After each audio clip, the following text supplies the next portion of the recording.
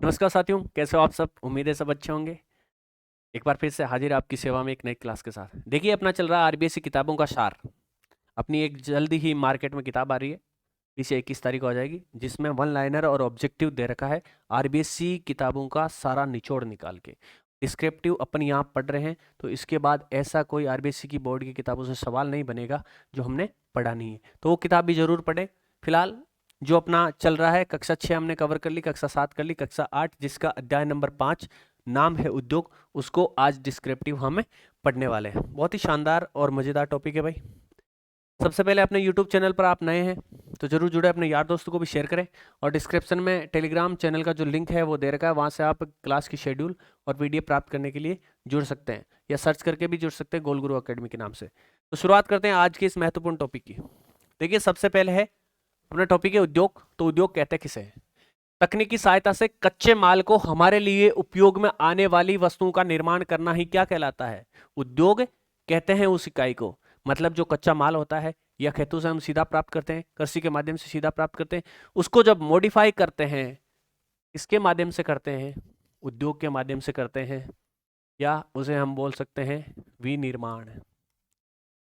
विनिर्माण, ये कच्चा माल है, कच्चा माल है, उसको यहां बेचते हैं, यहां से मॉडिफाई होके कैसा माल निकलता है भाई? पक्का माल निकलता है। ये इकाई क्या कहलाती है? ये इकाई उद्योग कहलाती है। फिर से देखिए इस परिभाषा को, तकनीकी सहायता से। अरे यहां पर सारा क्या होगा? मशीनरी सिस्टम होगा, तकनीक काम में लेंगे, तभी तो जापान और अमेरिका या फ्रांस जैसे देश क्या है आगे, क्योंकि उनके पास तकनीकें ज्यादा है। तो तकनीकी सहायता से कच्चे माल को हमारे लिए उपयोग में आने वाली वस्तुओं का निर्माण करने वाली इकाई ही क्या कहलाती है? उद्योग कहलाती है। और ये कौन से व्यवसाय में आता है भाई? ये द्वितीयक आर्थिक क्रियाकलापों में शामिल इसको करते हैं। सेकंड जो आर्थिक क्रियाकलाप होते हैं उसमें इसको सम्मिलित किया जाता है, और इसके लिए एक विशेष जो नाम आता है उसे बोलते हैं विनिर्माण। तो हम बोल सकते हैं कि विनिर्माण को किसमें सम्मिलित करते हैं? द्वितीयक व्यवसाय में। प्राथमिक व्यवसाय में किसको सम्मिलित करते हैं? कृषि, पशुपालन, मत्स्य पालन, आखेट, ये जो चीजें होती है उसको प्राथमिक व्यवसाय में सम्मिलित करते हैं।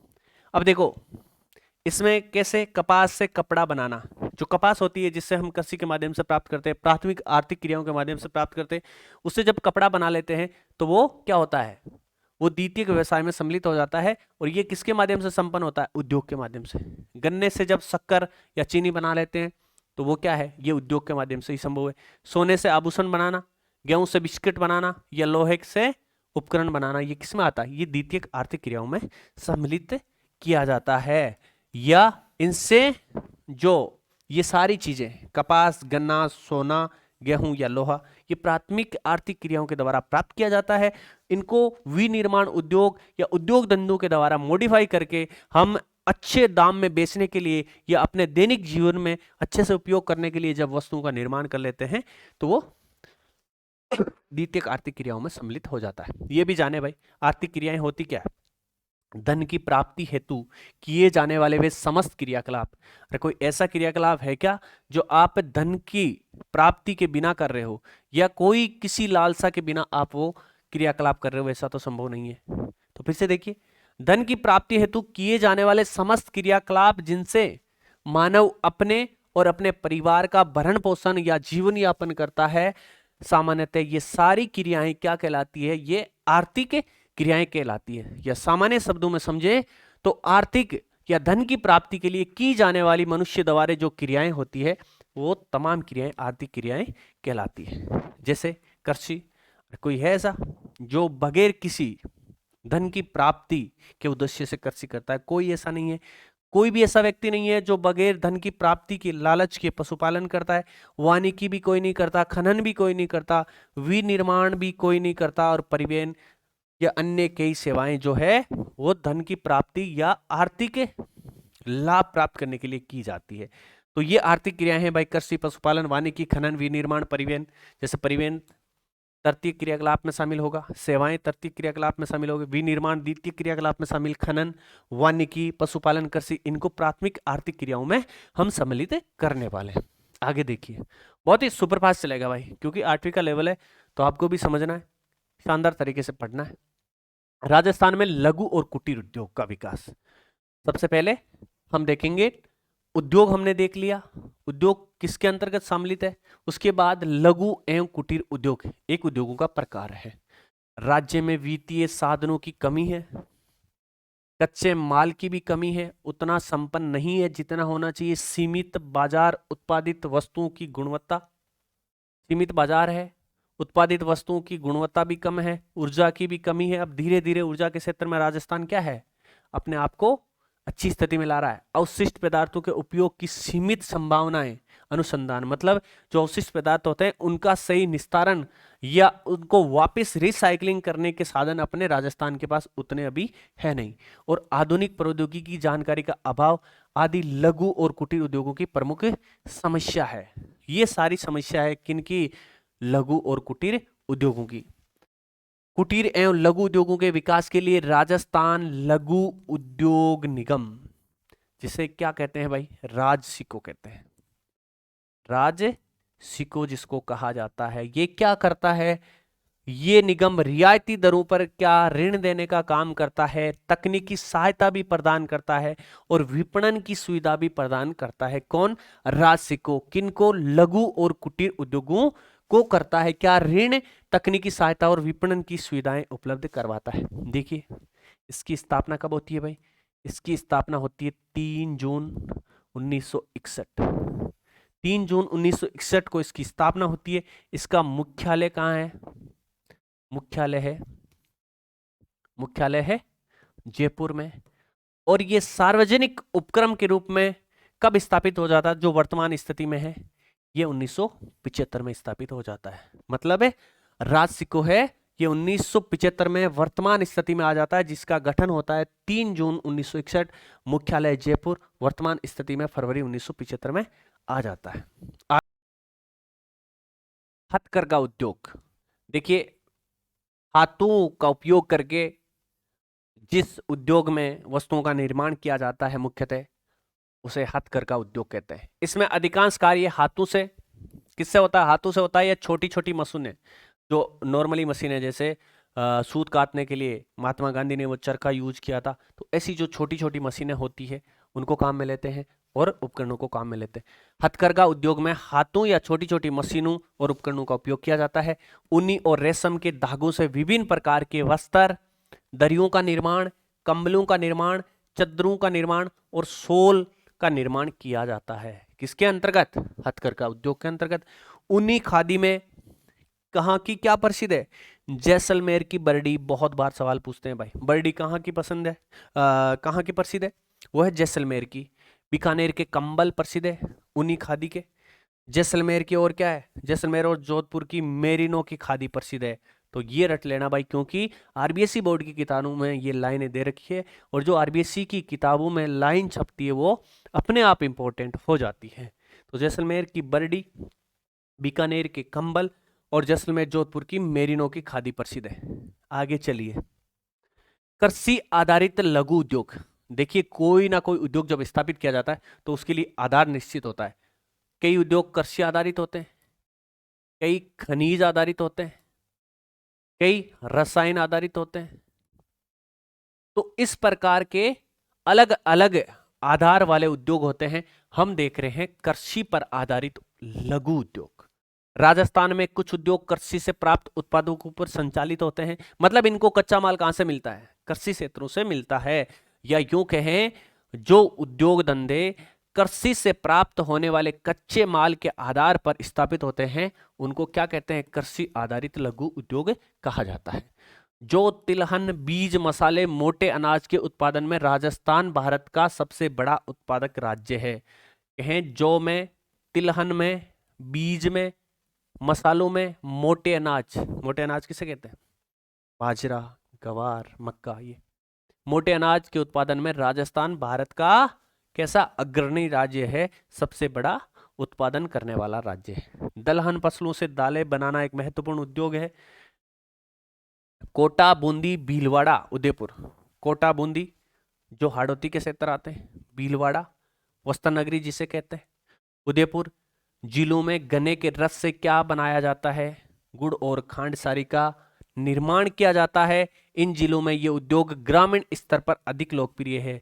हम कह सकते हैं कि ये जो गुड़ और खांडसारी किससे, गन्ने के रस से बनाया जाता है, ये गांव में चलने वाला लघु उद्योग है।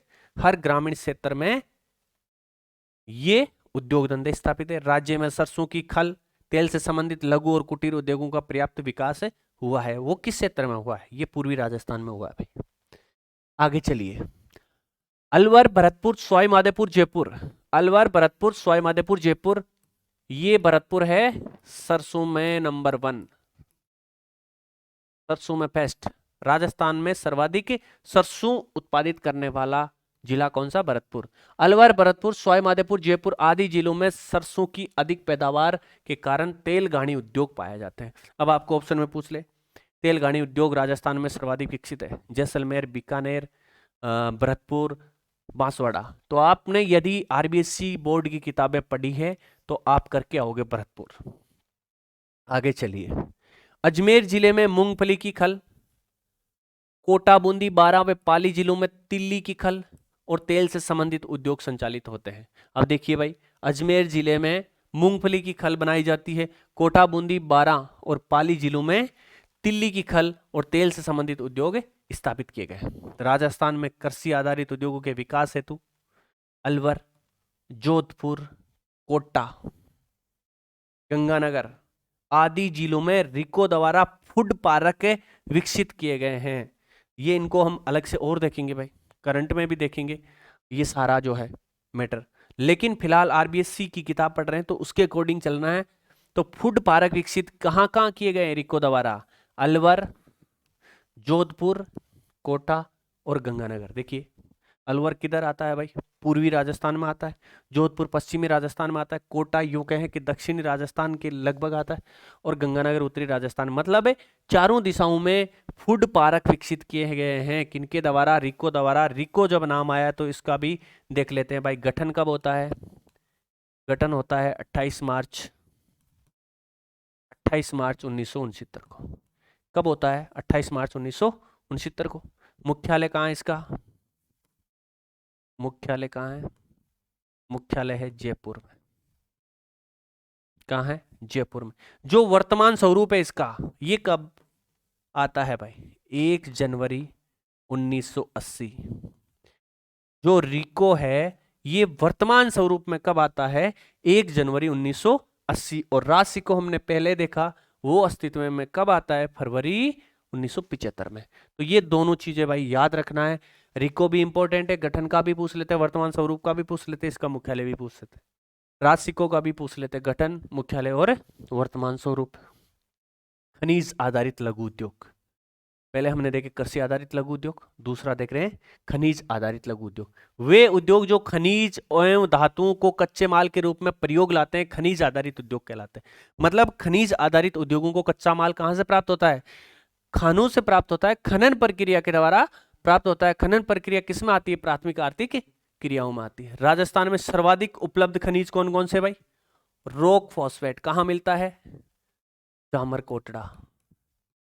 जामरकोटड़ा कहाँ मिलता है? जामरकोटड़ा। ये कहाँ है? ये उदयपुर में है। रॉक फॉस्फेट यहां पर मिलता है। देश का 90% फॉस्फेट है यहां मिलता है। कहां पर? राजस्थान में। उदयपुर, जैसलमेर, सीकर आदि जिलों में उससे संबंधित उद्योग संचालित हो रहे हैं। रॉक फॉस्फेट से संबंधित उद्योग कहां पर? उदयपुर, जैसलमेर, सीकर।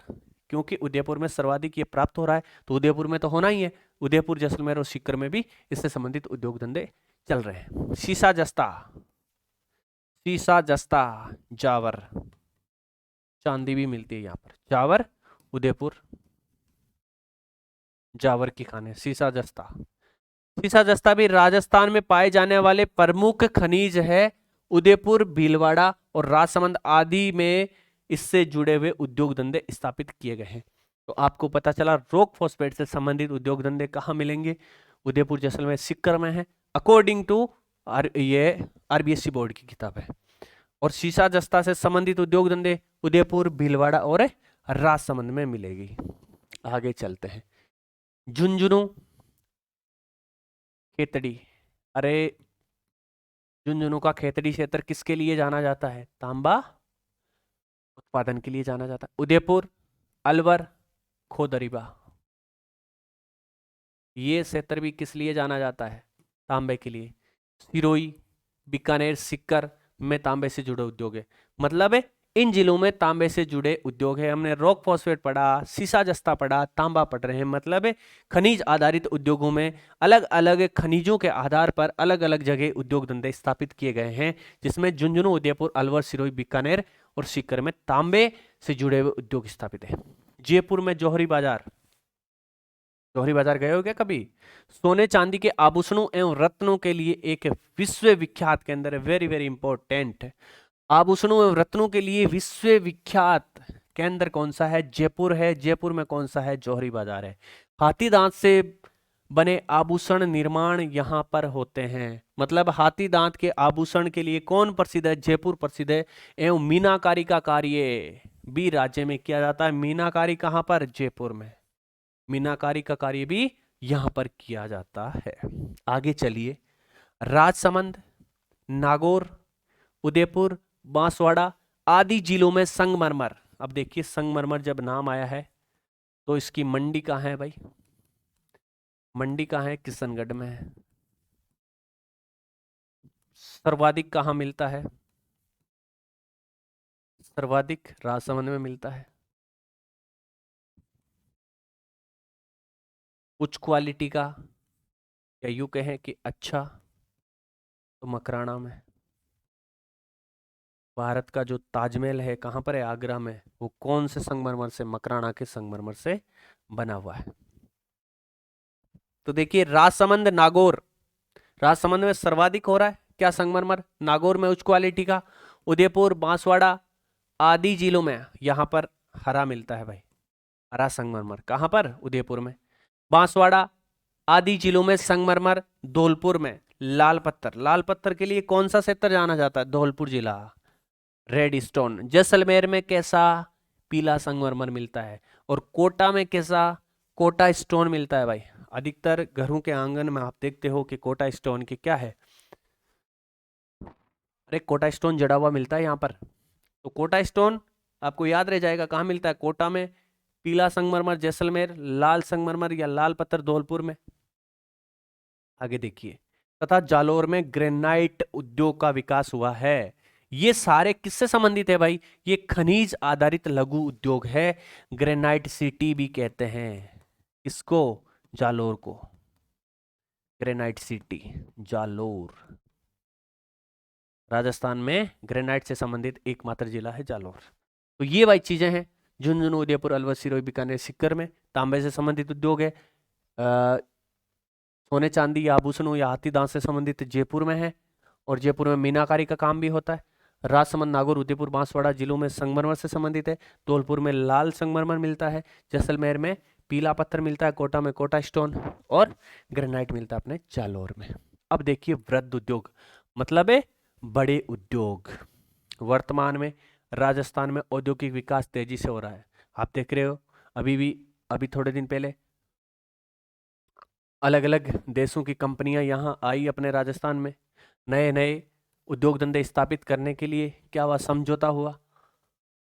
तो धीरे धीरे औद्योगिक विकास के क्षेत्र में राजस्थान गति कर रहा है। राजस्थान के आप देख सकते हो, यदि पश्चिमी हिस्से में जाओगे तो 15 साल पहले वहां पर कुछ नहीं था। अभी जाओगे तो आप पाओगे कि बड़े बड़े पंखे लगे हैं पवन ऊर्जा के, प्लेटें लगी है सौर ऊर्जा के लिए। अलग अलग उद्योग धंधे स्थापित हो रहे हैं। जो पश्चिमी राजस्थान का ऐसा बोला जाता था कि ये बंजर क्षेत्र है, ये राजस्थान का सबसे सबसे शानदार क्षेत्र बन के उभर रहा है वर्तमान में। तो आप इससे अनुमान लगा सकते हैं कि राजस्थान में औद्योगिक विकास तेजी से हो रहा है। विभिन्न विकास योजनाओं के माध्यम से उद्योगों के विकास हेतु आवश्यक आधारभूत सुविधाओं का विस्तार किया गया है। कैसी आधारभूत सुविधाएं? पहले कच्चा माल नहीं था, अच्छी क्वालिटी की मशीनरी नहीं थी, तकनीकी नहीं थी। धीरे धीरे दूसरी कंपनियां आ रही है, सरकार द्वारा भी प्रोत्साहन मिल रहा है। कुल मिला के आधारभूत जो सुविधाएं होती है उद्योग धंधे स्थापित करने के लिए, वो सारी मुहैया हो रही है। जैसे कच्चे माल की उपलब्धता पहले नहीं थी इतनी, या जहां पर थी तो उसका खनन नहीं हो पाता था, मशीनरी नहीं थी। अब वो कच्चे माल की उपलब्धता हो रही है, ऊर्जा के साधन मिल रहे हैं। क्योंकि आप देख सकते हो कि पहले राजस्थान में ऊर्जा सिर्फ कौन सी ताप ऊर्जा, ये मतलब ज्यादा थी, मतलब कोयले द्वारा उत्पादित की जाने वाली ऊर्जा ज्यादा थी। अब वर्तमान में राजस्थान सौर ऊर्जा विकसित कर रहा है, पवन ऊर्जा विकसित कर रहा है, बायोमास ऊर्जा विकसित कर रहा है, या अन्य ऊर्जा के जो स्रोत है वो राजस्थान विकसित कर रहा है। तो ऊर्जा के साधन यहाँ पर मिल रहे हैं, जल की उपलब्धता भी हो रही है, परिवहन का आप देख सकते हो आमूल चूक परिवर्तन है। आज से 20 साल पहले एक गांव में एक गाड़ी मिलती थी, एक भी मुश्किल से, एक बड़ी गाड़ी बहुत मुश्किल से मिलती थी गांव में। धीरे धीरे हर क्षेत्र में, ये मैं गांव की बात कर रहा हूँ, उद्योग धंधों की बात नहीं कर रहा। अब धीरे धीरे कैसे परिवहन के क्षेत्र में शानदार तरीके से अपना राजस्थान आगे बढ़ रहा है। संचार के क्षेत्र में भी आप देख सकते हो, कोरोना के बाद तो संचार के क्षेत्र में आमूल चूक परिवर्तन देखने को मिला है ना। आप जो पढ़ रहे हो, ये ऑनलाइन सिस्टम था क्या कोरोना से पहले? इतना नहीं था। धीरे धीरे राजस्थान में संचार की सुविधाएं और बैंकिंग व्यवस्था, ये भी उद्योग धंधों के लिए क्या है, एक अच्छे रामबाण औषधि के रूप में उभर के आई है। आगे चलिए, सूती वस्त्र उद्योग कैसा उद्योग है? वृहद उद्योग है, वृहद उद्योग है सूती वस्त्र उद्योग। ये राजस्थान का सबसे प्राचीन उद्योग है। आपसे पूछा जाए कि राजस्थान का सबसे प्राचीन उद्योग कौन सा है, तो है सूती वस्त्र उद्योग। इसकी पहली मील कहां पर? अजमेर। कौन से जिले में? अजमेर जिले के ब्यावर में। किस नाम से? दे कृष्णा मिल्स लिमिटेड। कौन से क्षेत्र की? निजी क्षेत्र की। दे कृष्णा मिल्स लिमिटेड 1889 में स्थापित हुई, 1889 में स्थापित हुई। कहां पर? ब्यावर में। ब्यावर कहाँ है? अजमेर में। अजमेर में है क्या? कमेंट बॉक्स में बताओगे। देखिए क्या ब्यावर नया जिला रह गया है, बन गया है? जो हटाए गए हैं उनमें से बच गया है कि नहीं बचा है, बताओगे कमेंट बॉक्स में। ये आपके लिए होमवर्क है। तो देख, कृष्णा मिल्स लिमिटेड 1889 में। वर्तमान में भीलवाड़ा राजस्थान का प्रमुख वस्त्र उत्पादक क्षेत्र है। कौन सा? भीलवाड़ा। इसी कारण भीलवाड़ा को वस्त्र नगरी या राजस्थान का मैनचेस्टर कहा जाता है। आपको कोई पूछे, देखने में सरल से सवाल है, लेकिन यही चीजें जब दिमाग से निकल जाती है तो एग्जाम में हार्ड बन जाती है। और मेरी गारंटी है, एक अच्छी मेहनत करने वाला जो अभ्यर्थी होता है वो हमेशा इजी सवाल में मात खाता है। एक इजी सवाल आपको 10 से 20, 30, 40, 50, 60 हजार लोगों से पीछे लेके चला जाता है। तो आरबीएससी बोर्ड में जितने भी सवाल है इनको इजी नहीं लेना है, आपको रूटीन में रखना है। इस कारण वस्त्र नगरी या राजस्थान का मैनचेस्टर याद कीजिए, किसे कहते हैं? भीलवाड़ा को कहते हैं। वस्त्रों की रंगाई छपाई और बंदेज कार्य हेतु, ये जब राजस्थान की कला संस्कृति ये चीजें सब पढ़ेंगे ना तो बहुत मजे के साथ पढ़ेंगे, इनको मजे के साथ पढ़ेंगे।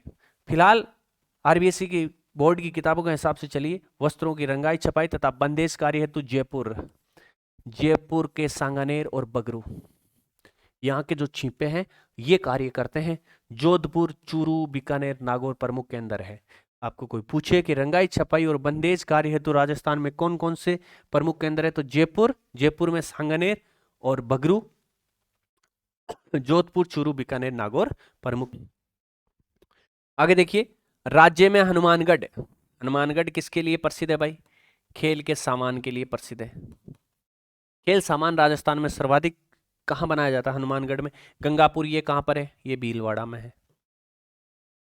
तो हनुमानगढ़, गंगापुर एवं गुलाबपुरा, भीलवाड़ा की सहकारी वस्त्र मिलों को मिलाकर राजस्थान राज्य सहकारी स्पिनिंग एंड जिनिंग मिल संघ की स्थापना की गई, जिसे स्पिन फेड कहते हैं। स्पिन फेड की स्थापना कब हुई भाई?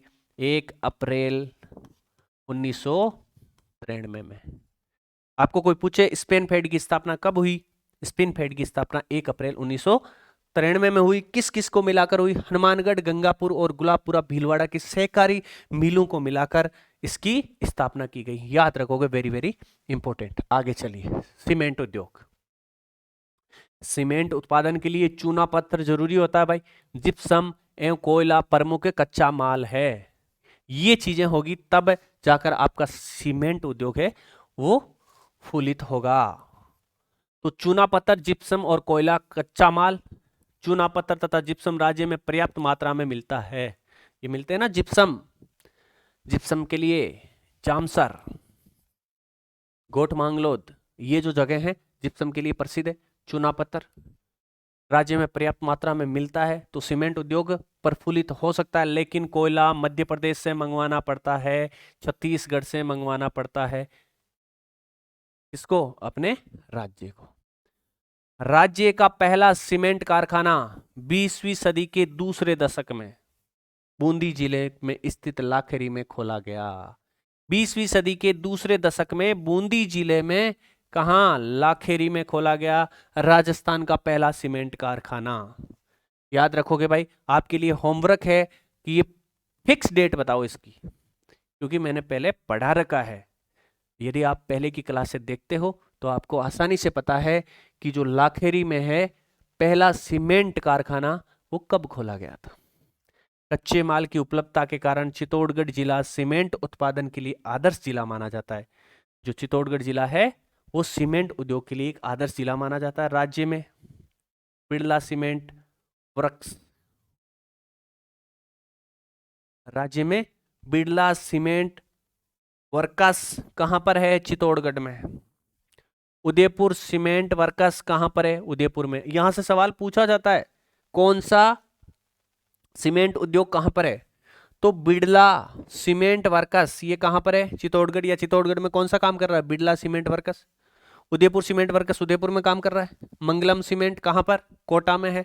जेके वाइट सीमेंट नागौर में है। श्री सीमेंट ब्यावर, यहां से एक बार थर्ड ग्रेड में सवाल पूछा गया है। जेके सीमेंट वर्कस कहां है? निम्बाहाड़ा चित्तौड़गढ़ में है। आदि सीमेंट आधारित कारखाने हैं भाई, याद रखोगे, एक बार फिर से देख लो। बिड़ला चित्तौड़गढ़, उदयपुर, मंगलम कोटा, जेके वाइट नागौर, श्री सीमेंट ब्यावर, जेके सीमेंट निम्बाहाड़ा। आगे चलिए, शक्कर उद्योग, चीनी उद्योग। ये कृषि आधारित उद्योग है भाई, खनिज आधारित उद्योग नहीं है।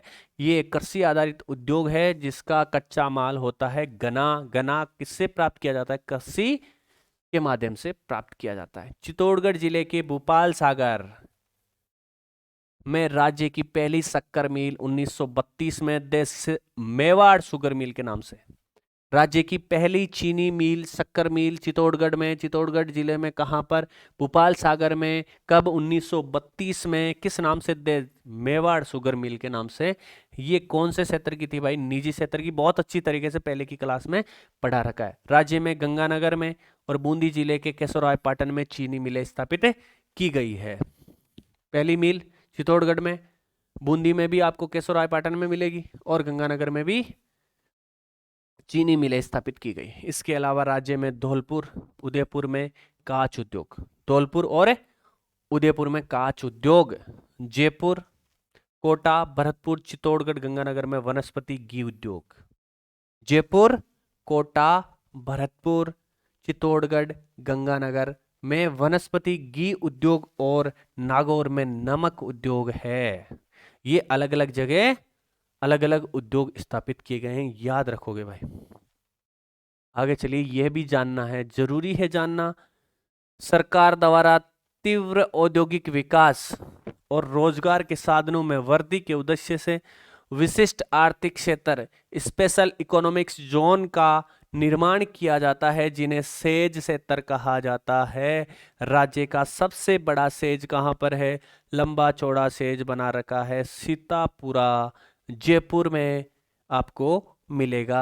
या यूं कहें कि राज्य का सबसे बड़ा सेज सीतापुरा जयपुर में स्थापित किया गया। ये था भाई आज का एक शानदार टॉपिक, राजस्थान के उद्योग कक्षा 8 के अकॉर्डिंग। बहुत ही मजेदार और शानदार टॉपिक। मिलते हैं अगली क्लास में, तब तक के लिए जय हिंद, जय भारत।